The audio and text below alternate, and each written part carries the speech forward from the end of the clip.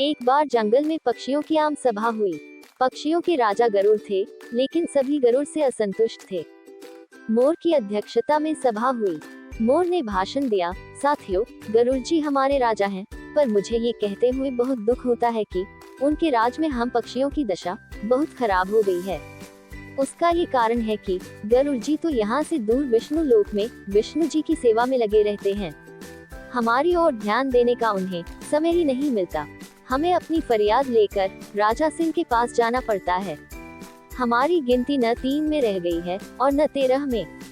अब हमें क्या करना चाहिए, यही विचारने के लिए ये सभा बुलाई गई है। हुदहुद ने प्रस्ताव रखा, हमें नया राजा चुनना चाहिए जो हमारी समस्याएं हल करे और दूसरे राजाओं के बीच बैठकर हम पक्षियों को जीव जगत में सम्मान दिलाए। मुर्गे ने बांग दी, कुकड़ कूं। मैं हुदहुद जी के प्रस्ताव का समर्थन करता हूँ। चील ने जोर की सीटी मारी, मैं भी सहमत हूँ। मोर ने पंख फैलाए और घोषणा की, तो सर्वसम्मति से तय हुआ कि हम नए राजा का चुनाव करेंगे। पर किसे बनाएं हम राजा? सभी पक्षी एक दूसरे से सलाह करने लगे। काफी देर बाद सारस ने अपना मुंह खोला और बोला, मैं राजा पद के लिए उल्लू जी का नाम पेश करता हूँ। वे बुद्धिमान है, उनकी आंखें तेजस्वी हैं, स्वभाव अति गंभीर है, ठीक जैसे राजा को शोभा देता है। हानबिल ने सहमति में सिर हिलाते हुए कहा, सारस जी का सुझाव बहुत दूरदर्शितापूर्ण है। ये तो सब जानते हैं कि उल्लू जी लक्ष्मी देवी की सवारी हैं। उल्लू हमारे राजा बन गए तो हमारी गरीबी दूर हो जाएगी। लक्ष्मी जी का नाम सुनते ही सब पर जादू सा प्रभाव हुआ। सभी पक्षी उल्लू को राजा बनाने पर राजी हो गए। मोर बोला, ठीक है, मैं उल्लू जी से प्रार्थना करता हूँ कि वह 2 शब्द बोलें। उल्लू ने घुघुआते हुए कहा, भाइयों, आपने राजा पद पर मुझे बिठाने का जो निर्णय किया है, उससे मैं गदगद हो गया हूँ। मैं आपको विश्वास दिलाता हूँ कि मुझे आपकी सेवा करने का जो मौका मिला है, मैं उसका सदुपयोग करते हुए आपकी सारी समस्याएं हल करने का भरसक प्रयत्न करूंगा। धन्यवाद। पक्षियों ने एक स्वर में उल्लू महाराज की जय का नारा लगाया। कोयलें गाने लगी। चील कहीं से मनमोहक डिजाइन वाला रेशम का शाल उठाकर ले आए। उसे एक डाल पर लटकाया गया और उल्लू उस पर विराजमान हुए। कबूतर कपड़ों की रंग बिरंगी लीरें उठाकर लाए और उन्हें पेड़ की टहनियों पर लटकाकर सजाने लगे। मोरों की टोलियां पेड़ के चारों ओर नाचने लगी। मुर्गों व शतुरमुर्गों ने पेड़ के निकट पंजों से मिट्टी खोद कर एक बड़ा हवन कुंड तैयार किया। दूसरे पक्षी लाल रंग के फूल लाकर कुंड में ढेरी लगाने लगे।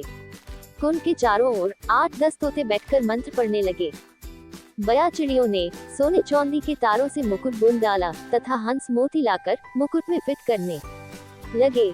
2 मुख्य पुजारियों ने उल्लू से प्रार्थना की, हे पक्षी श्रेष्ठ, चलिए लक्ष्मी मंदिर चलकर लक्ष्मी जी का पूजन करें। निर्वाचित राजा उल्लू पंडितों के साथ लक्ष्मी मंदिर की ओर चले। उनके जाने के कुछ क्षण पश्चात ही वहाँ कौवा आया। चारों ओर जश्न का माहौल देखकर वह चौंका। उसने पूछा, भाई, यहाँ किस उत्सव की तैयारी हो रही है? पक्षियों ने उल्लू के राजा बनने की बात बताई। कौवा चीखा और कहा, मुझे सभा में क्यों नहीं बुलाया गया? क्या मैं पक्षी नहीं हूँ? मोर ने उत्तर दिया, ये जंगली पक्षियों की सभा है। तुम तो अब अधिकतर कस्बों व शहरों में रहने लगे हो। तुम्हारा हमसे क्या वास्ता? उल्लू के राजा बनने की बात सुनकर कौवा जल भुन गया था। वह सिर पटकने लगा और कौ कां करने लगा। अरे, तुम सबका दिमाग खराब हो गया है जो उल्लू को राजा बनाने लगे। वह चूहे खाकर जीता है और यह मत भूलो कि उल्लू केवल रात को बाहर निकलता है। अपनी समस्याएं और फरियाद लेकर तुम सब किसके पास जाओगे? दिन को तो वह मिलेगा नहीं। कौवे की बातों का पक्षियों पर असर होने लगा।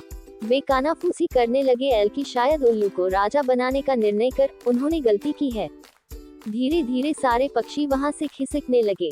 जब उल्लू लक्ष्मी पूजन कर पुजारियों के साथ लौटा तो सारा राज्याभिषेक स्थल सूना पड़ा था। उल्लू घुघुआया, सब कहाँ गए? उल्लू की सेविका खंडरिच पेड़ पर से बोली, कौवा आकर सबको उल्टी पट्टी पड़ा गया।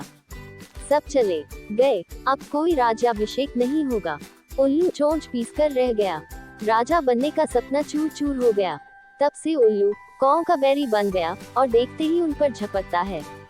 दोस्तों, इस कहानी से हमें ये शिक्षा मिलती है कि हमें कभी भी किसी के कार्य में बाधा नहीं डालनी चाहिए।